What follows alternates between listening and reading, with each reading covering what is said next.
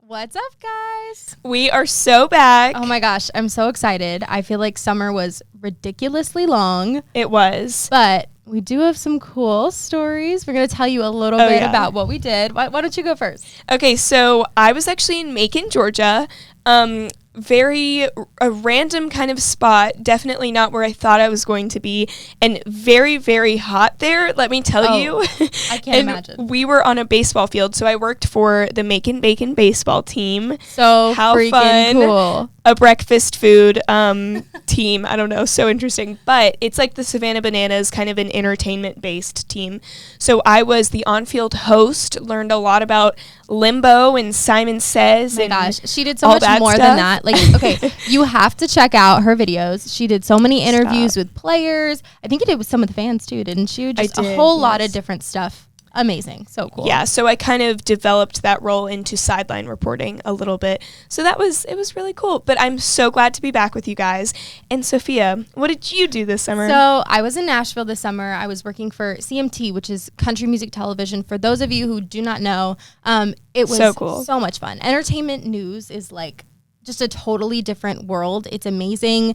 I got to interview some cool artists. Riley Green. He was pretty cool, not gonna lie. Ella Langley was there too, if you know their new song. But it was so much fun. I got to be on set. Again, like I said, do tons of interviews, like transcribing a lot of things. That was not great. But that's a lot. There are programs that do that for you now. So okay. I can't even complain. Yeah, okay. Some kind of AI. But cool.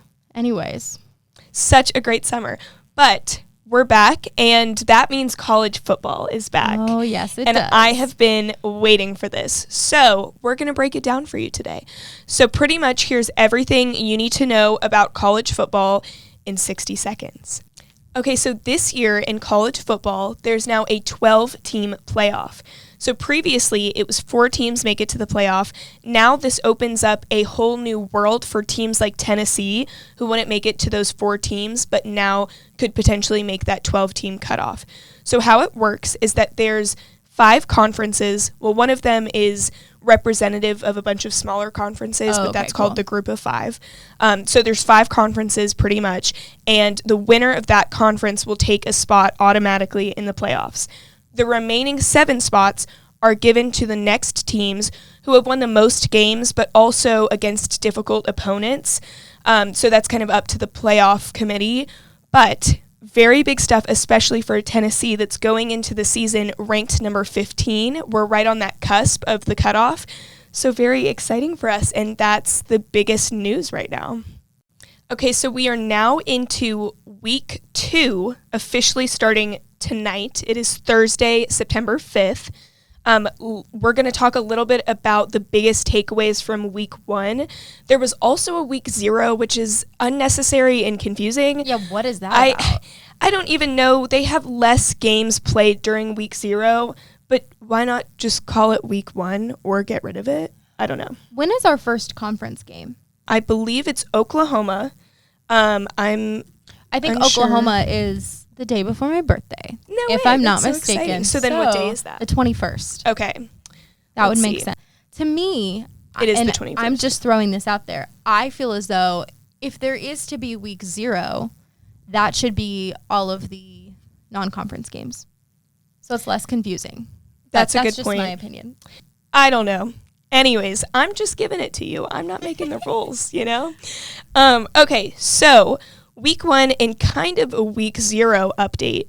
FSU, who were undefeated last season, and they actually got robbed of a playoff spot because then last year there were only 4 playoff spots. They were completely undefeated, but they had not played very difficult teams. So that was kind of a factor in why they didn't make it to the playoffs, whereas an Alabama made it, and they lost, I think, 1 game, but they had much more difficult opponents being in the SEC. Is the difficulty just like the region, or is it like what determines the difficulty? It depends on who you're playing. Like, playing and losing to a Georgia is not going to dock you that many points because of how strong Georgia is, if that makes sense. Yeah. But if you lost to, I don't know, like a Georgia Tech, which we're going to get into in a second, that looks pretty bad. Got you. Okay, so like I mentioned, first week, so week 0, FSU lost to Georgia Tech. They went all the way to Ireland to play this game. Crazy. And they were ranked number 10 going into the season. Georgia Tech was not ranked. They were very aggressively supposed to win this game pretty easily. Lost. Yeah. So they dropped in the rankings quite a bit. Okay. Then we go into week 1, and then they lost again to Boston College. Now, they are not even in the top 40.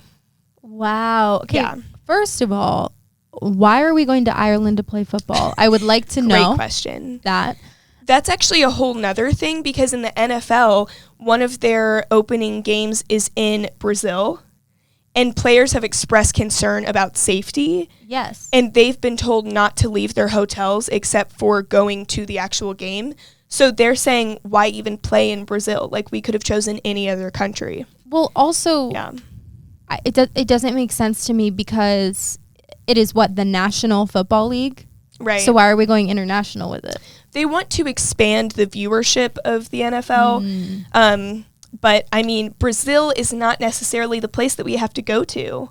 I think they're also going to London and a couple other places that are much safer. So I don't know, but Brazil's an interesting choice. Yeah. But that's the NFL. Coming back to college football, another big win was Miami. They beat Florida in the Swamp. So the Swamp refers to Florida's home field. Gotcha. Okay? They have a massive home field advantage because it is so hard to play there, and the fans are so intense and so raucous, I guess would be the right word. They have not lost a home opener in 34 years. Wow. They lost this year. Miami beat them. So Miami was favored, but the home field advantage was heavily taken into account. They broke that streak. That was the highest in college football. The second highest home opener streak was by Alabama, and that's 22 games. Wow. 34-22, big difference. That is crazy. I know. So Billy Napier is the Florida coach, and he's already under pressure. Fans are trying to get him fired because they used to be so good and such a force to be reckoned with, and then now this team is going to potentially win 3 games this year. Wow. So big deal. Okay, the next team we're looking at is Clemson. Okay, they are in the ACC, and over 12 of the last 13 seasons, Clemson or Florida State won the ACC championship. This year, Miami is far and above looking like they are going to win the ACC. Clemson's not looking that good, and FSU is obviously not looking that great either. Right. So Clemson was going to face Georgia this past week. They did. I acted like that was in the past tense. But Georgia was favored, but it was supposed to be really close. They got clobbered. It ended up being 34-3. Yikes. Yeah, not good. So people are blaming their coach, Dabo Swinney. He's historically a really great coach with a great record, but he does not utilize the transfer portal. Now, even if you have very little understanding of college football, you've probably heard of the transfer portal, right, because it is so big in recent years. But basically, a lot of players will go to a different school if they're not getting enough playing time, or if they're in search of more NIL money, which we talked about a lot last semester, but that's just name, image, and likeness. So there's been a lot of transfer portal movements. We, Tennessee, have utilized it quite a bit. Dabo Swinney has never used it. He's very much against it because he wants to grow his players that they've recruited out of high school and keep them going to kind of build up their culture and their team, which is a great premise, but you have to adjust to the times. Well, especially if when you run into the issue that, you know, you're only nurturing these players that have been here since, you know, freshman year or when you recruited them from wherever, if and when they leave to go somewhere right, else for a better NIL deal or more playtime, whatever it might be, you're losing players faster than you're gaining them because Exactly. you're not actively searching for people in the portal. Yes, and they have a very high recruiting class, which means they do get really great players out of high school. But you're right, if they leave, you're going to have holes in your roster that you need to fill and that they're not attempting to fill. So that obviously creates a lot of issues. So he's under fire, as well as Billy Napier. So we're going to kind of watch those teams, see what's happening there. But those are the biggest week 1 headlines. Okay, so now transitioning to Tennessee football. Here's everything you need to know about Tennessee football in 60 seconds. Okay, so Josh Heupel came out and said that this is the deepest roster that Tennessee football has ever seen. That is a massive deal. Those are big, big words, okay? Nico Iamaleava, say that 3 times fast, is our quarterback this year. He was a 5-star coming out of high school, a super talented player, and I'm so excited to see what he does for this team. And then another name you should know is James Pierce Jr. He is a defensive lineman for us.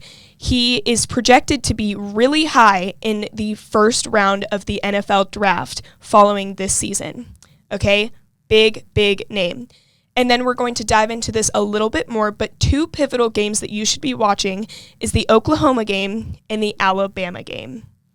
Okay, so now we're going to discuss Chattanooga versus Tennessee, week 1. Did you go to the game on Saturday? I did. It was so freaking hot So outside. hot. I feel really bad. I only stayed till halftime, but at that point I was like, I actually cannot do this anymore. And we were in the shade. We got really bad seats too. And so we should have been fine. And I was like, y'all, I'm out. We were in the direct sunlight, and obviously I want to stay and watch the entirety of the game, but the people I was with, one girl was seriously about to pass out. Oh my so we gosh. left after halftime, and I was really upset about it. But I mean, I thought about standing there by myself and just watching the game by myself, but You should have texted me. I would have found you. Well, you left at halftime. That's true. So I would not have been there. I was already texting some of my friends saying when are you guys leaving? Yeah. They were all leaving at halftime, so It was brutal. yeah, it's a noon game. I mean, it's different. But I watched it after. Here are the takeaways. Our receivers played phenomenally. This game just showed us how much depth we have on this roster in the receiving room specifically, but also all across. There were concerns in our secondary, which is just the backfield of the defensive side of the ball, and they performed really well. Obviously, this is less of a challenge than some of our upcoming games, but this was allowing us to show what we have for this season. We totaled 718 total yards of offense. That's Crazy. a lot. 314 of those were thrown by Nico Iamaleava in the first half. That is a school record. That's amazing. So amazing. And once again, people are saying, oh, it's against Chat. You can't take anything away from that. Well, regardless, that is still a school record. Right. We have played smaller teams before and never established this feat. So we only saw Nico play for 30 minutes. It was just half of a game. This upcoming Saturday, we're going to see him play probably the whole game, but depends on how that game goes. So exciting. Against NC State. And I will be there because I'm so jealous. from Raleigh. So I'm meeting my parents. We're going to Charlotte. I actually went to this game when they did it 6 years ago, I think it was, around that time. Yeah. I think I was in middle school or something. And I guess it would have been longer ago then, but we went to the game and it was so much fun. So I'm excited to go again for the second time. It's like a tradition. This is a perfect game for you since you're half in North Carolina and half in Tennessee. Oh yeah. It's like family rivalry all the way. Well, this is going to be a good one. We're heavily favored now. Going into the season, this was kind of a pivotal game for us to establish how the rest of our season is going to go.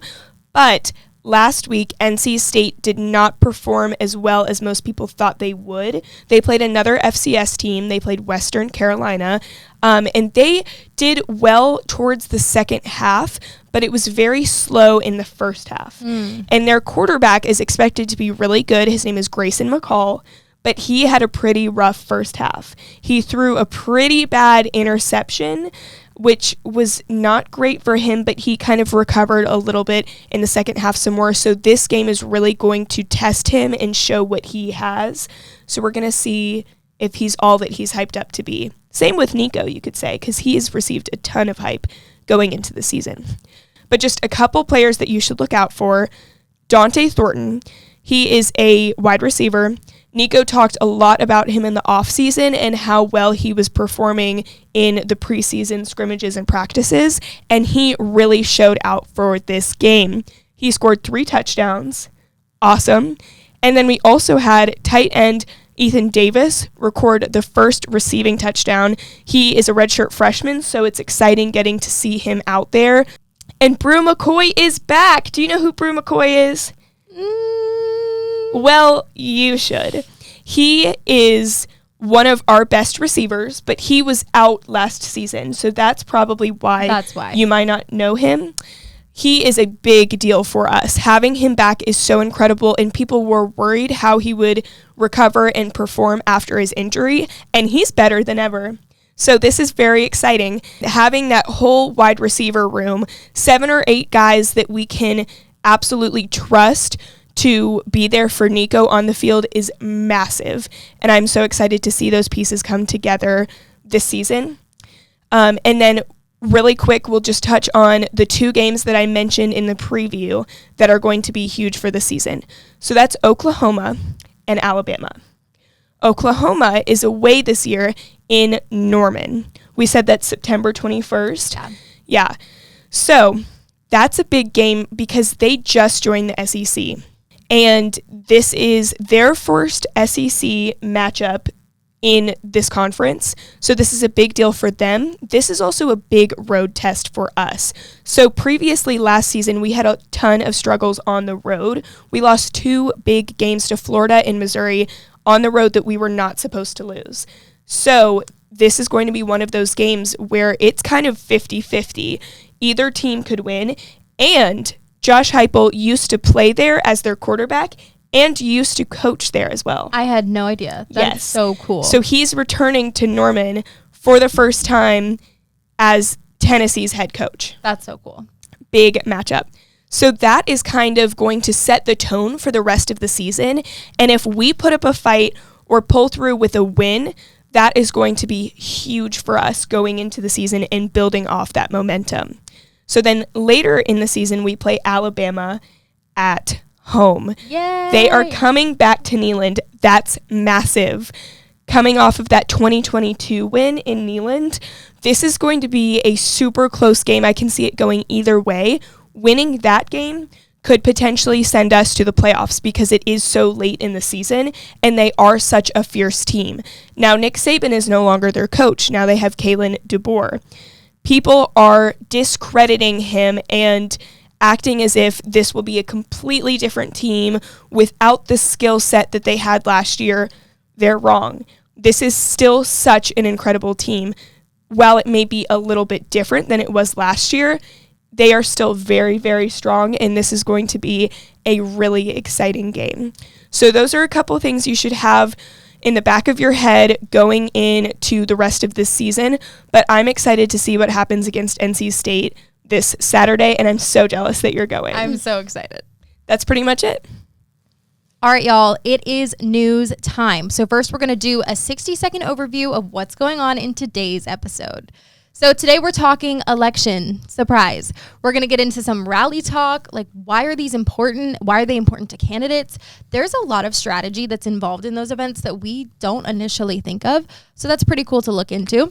We're also going to talk about swing states. What does that mean? Who are they?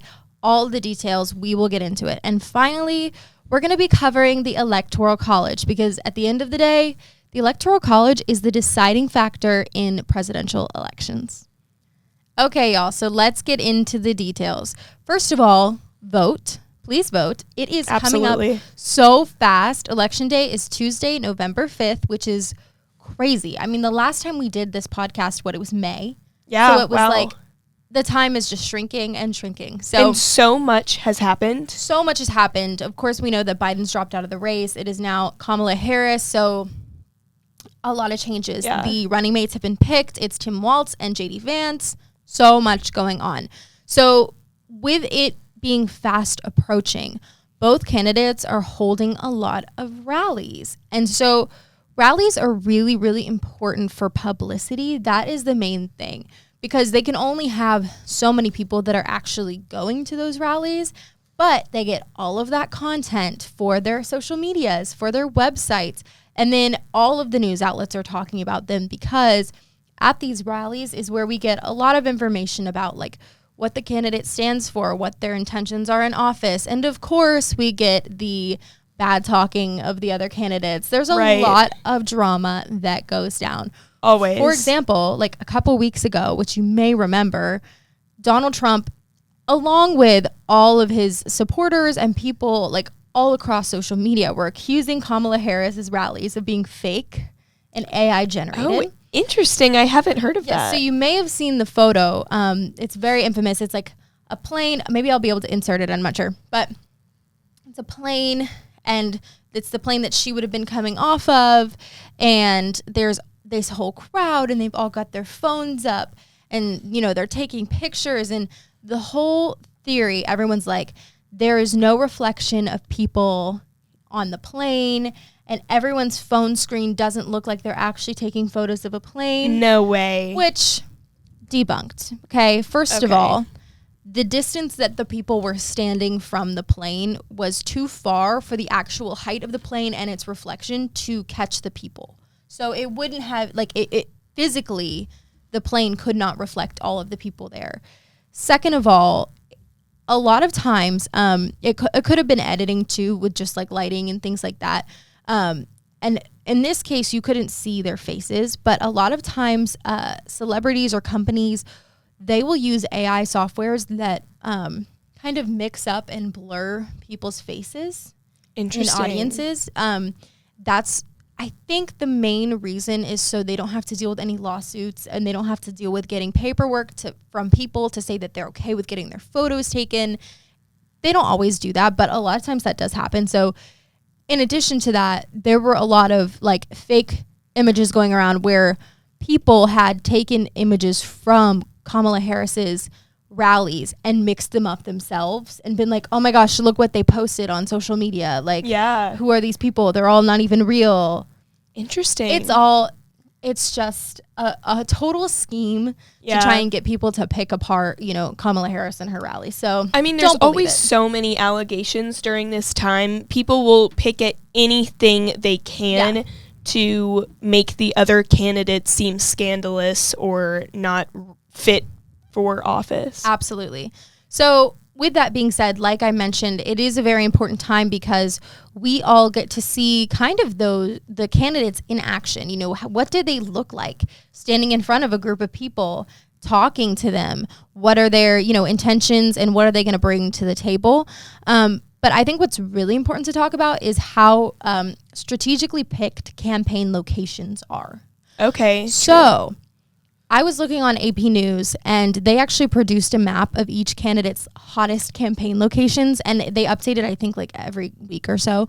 And as of right now, the locations that they've spent the most time in are Michigan, Pennsylvania, New York, North Carolina, Florida, and Georgia. Okay. So you may have already picked up on this. You may have not already picked up on this, but almost all of these are swing states. Yeah. This is a really big deal. I remember when I was a freshman here at college and I had my political science class, Dr. Nouns, he was great. It was a discussion class.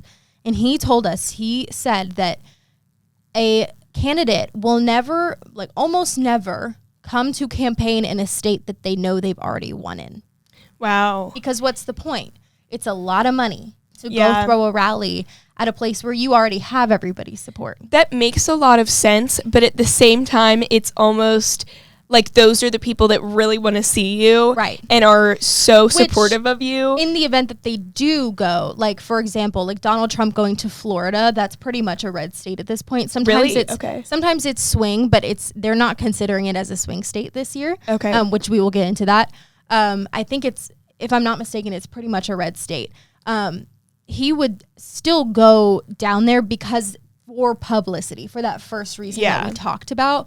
But he's not going to go to, I don't know, what's another red state that's really small and doesn't have, I'm not even sure. He's not going to go to, let's say, like, Iowa. I don't even know if that's a red state. I'm not even sure, you know? Probably. Because it's not a swing state. So that is how that works.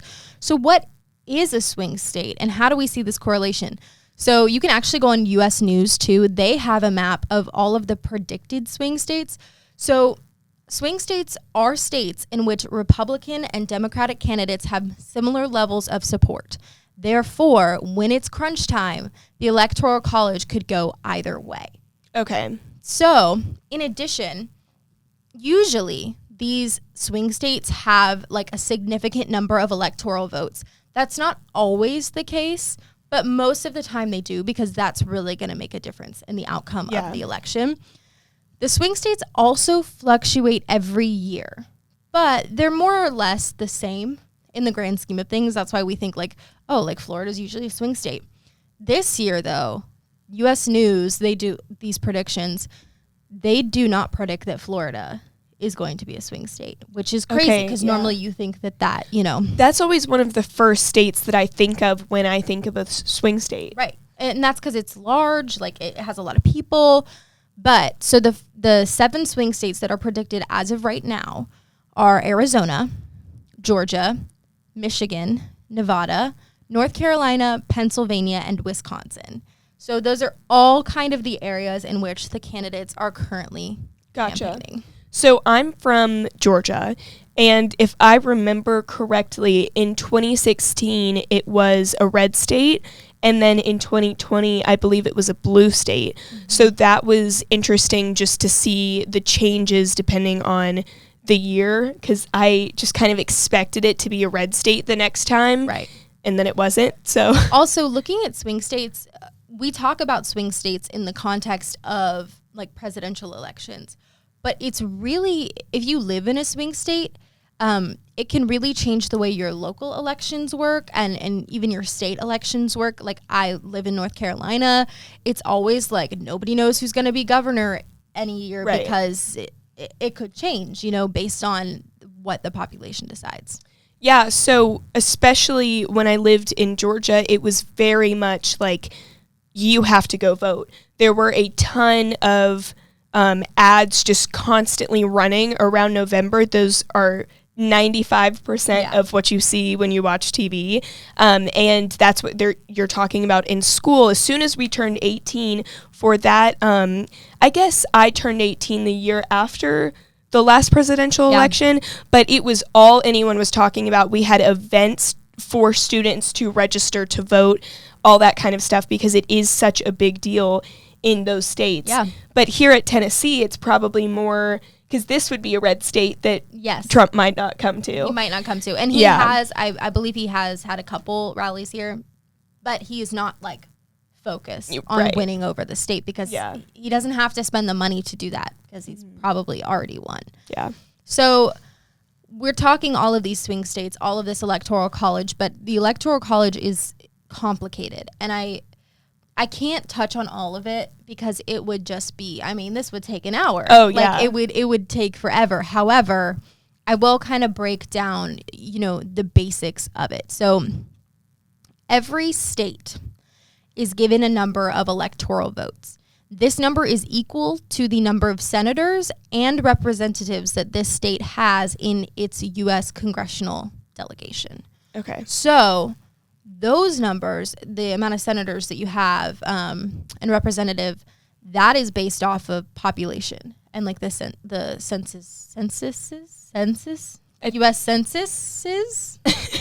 I don't know how to say censuses. Censuses that they do. That's how they determine, you know, how many of those representatives that you have. And then you have an equal number of electoral college votes for those representatives. So this can get a little tricky. Like, okay, what about Washington, D.C., the District of Columbia? They're not a state. However, they are actually allowed 3 electoral college votes every presidential election, and they're treated as a state. Yeah, so I guess if you live there, it's kind of weird. I don't know why they do that. All of this stuff has always kind of confused me, yes. so I'm glad you're diving into it more. So in most states, actually every state except for Maine and Nebraska, there is a winner takes all policy.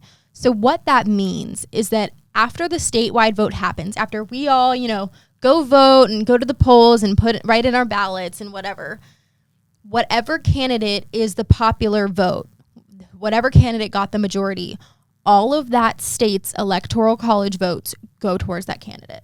No questions asked. Now, Maine and Nebraska, they both divide the state up by their congressional districts, and they choose the popular vote from each of those to give their respective electoral votes to. So they have those representatives for each congressional district within Maine and within Nebraska. They go into each of those districts, find the popular vote. That representative will then go in and put their electoral college votes towards the candidate that won the majority. So they're the only two that are different. Okay. Now, this year, there will be a total of 538 electoral votes. Does that change every year? It does not change every year. I don't know what the actual the terms are, but they do reevaluate. Over a certain period of time, they have to reevaluate the U.S. Census to see how many people there are in every state, and if the representatives need to be adjusted. So this year there are 538 total electoral votes. A candidate needs 270 electoral votes to win the election. Okay, good to know. Big deal. So I wanted to just what is the average number of electoral votes, Yeah. Especially in those swing states, does it really make that much of a difference? So I believe California has the most electoral college votes. They have 54 votes. Wow. Which is insane if you think about, the actual statistic of that. Yeah. That's a fourth of the winning. Oh my gosh, that's so true. A little under a fourth. So remind me, so that's based off of the congressional districts? Because is that saying that California has the biggest population, or it's just the largest? It is based off of the district. So it's, there's two layers to it. So because California's population is so large, they have more representatives in Congress and in the Senate. And so because they have more representatives, they have more electoral votes. So do they have the highest population out of any U.S. state? They must. Let's find out. My only question would be if New York has more than that because the cities are so condensed. Yes, California is the most populated state in the United States with a population of 38.97 million people. So If you think about it, 38.97 million people get 54 electoral votes. Okay, interesting. So that's how that works. The smallest, I think that the minimum that you can have is 3. Yeah, the minimum that you can have is 3. So that's why Washington, D.C. is given those 3. So with all of that being said, there is a lot that goes into these votes. It's multi-layered on how they determine how many votes each state gets. But it's important to know that, because a lot of people think, well, we're not even really voting for the presidential candidate if we have the electoral college. But that's not necessarily true, especially if you're in Maine or Nebraska, where they are really dividing it up and looking at those congressional districts. So that's it for the electoral college. But I did want to bring up one more thing, and that's just an interesting fact that I found as well. And this I found on CIS.org. And so they did kind of not a study, but they highlighted a Google Trends study where Google Trends gathered the data and they put it out on a weekly basis. So what election issues are Americans searching on Google? So this is the top 6 things that Americans supposedly, based on their Google searches, are the most concerned about going into this election. That's an interesting way to look at it. Yeah. So number 1 is Social Security. Number 2 is crime. Number 3 is healthcare. Number 4 is unemployment. 5 is economy. And 6 is immigration. Okay. So something to think about. Yeah. Maybe you're concerned about those things. Maybe you didn't think about one of those things. That is really all that I have for you today. So I know it's like short and quick, but I learned a lot though. This is great. No. Yeah.